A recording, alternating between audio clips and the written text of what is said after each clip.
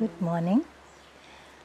From today onwards, I would like to begin our journey with the flowers and their essences. This 6-day journey will encompass our contact with the flowers and with their essences, and the way to use them and the way to prepare them also. So, all of us are in a way healers without knowing that we are healers, but we are healers from within because we wish well for all, and by that wish we have the capacity to heal. And the flowers carry the same capacity because by their very presence they create a wellness. And when we make the essence carries the vibration of the flower, and thereby it has the capacity also to heal. So, the first step in our journey is to be able to connect to the flower. And to be able to connect to the flower, there are, according to what she said, there are many ways, but essentially it is by our own inner sense that we can connect to things. She said to connect to flowers we can use the fragrance, and she said it's surprising that she gave significance to flowers through their fragrances, by coming into contact with the fragrances.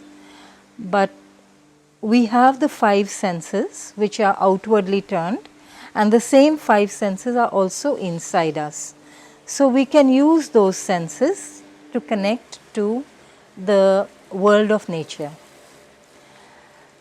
I believe that you have your own way of sensing things around you, and I will allow that way to work for you.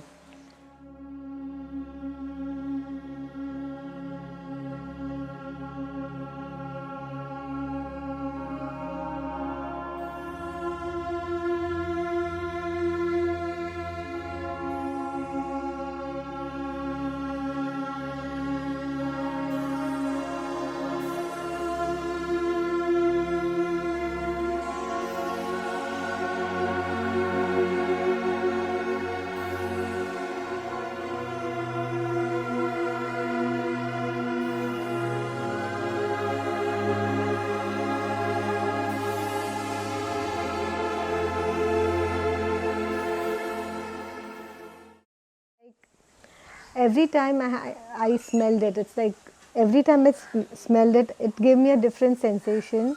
Means I felt that it's keeping my mind silent when I hold it in my hands. And it's just telling me that just flow with the time, just flow with the time. And it's like, then again I smelled it and it said that it's love for the divine. It connects me to the divine.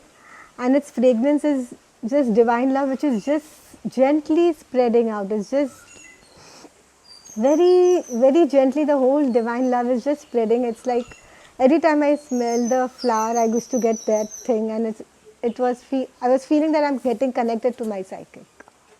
Yes, so I got this little white flower, little scented white flower you can find at the entrance, which has been calling me since the beginning of this course. The honeysuckle. Honeysuckle, yeah. So constant remembrance of the divine. I already knew about the flower, and I'm in love with it. The scent is something amazing. You know, it brings you to another dimension. I don't know. And it happens with all the white scented flowers to me, like all purities and all. It's a beautiful journey. So last night, I was actually so tired that I forgot to take the flower. I went to sleep at 8 and I woke up at 6, so I slept like a baby. And at 6 o'clock I wake up and I'm like, oh, I forgot to take the flower. With this anxiety, oh, I forgot. But in fact, it was actually already with me since the first smelling of the real flower. So as soon as I took the drops, I had the same experience I had before with the flower, and now also when we concentrated all together again. So it's about, on the physical level, it's about here. So it's gentle expansion of 6th and 7th chakra, opening up. So, and it's not about neglecting the rest of the body. It's more about, I don't know, some luminous presence here. And there is this element of connection with the past and the present, memories, family, great-grandparents, grandparents, like important figures in my life, I think. So I'm still elaborating. It's more complex that I'm thinking. So it's not just about a luminous presence, there's more. And I'm curious to explore more. Loving surrender, the love that surrenders to the beloved without conditions or reserve. Love that hushes the chaos of the mind, halts its meanderings, swallows its preferences and demands. Love that simmers down its self-will into vapors of self-giving. Surrender is in that golden moment when this one wants naught but to give oneself to the beloved, when one stops abiding by the guidance of the flickering mind and becomes waters at the feet of the beloved, unmoving and still till those feet choose to move them. So I think for me, loving surrender has always been one of my, since past 1 year at least, one of my most favorite flowers I get drawn towards. First I thought it was only just the smell, but then I think it's also the attributes of the flowers which I would aspire to imbibe, which is, it just completely opens in layers. I mean, it has so many layers, but they're all open.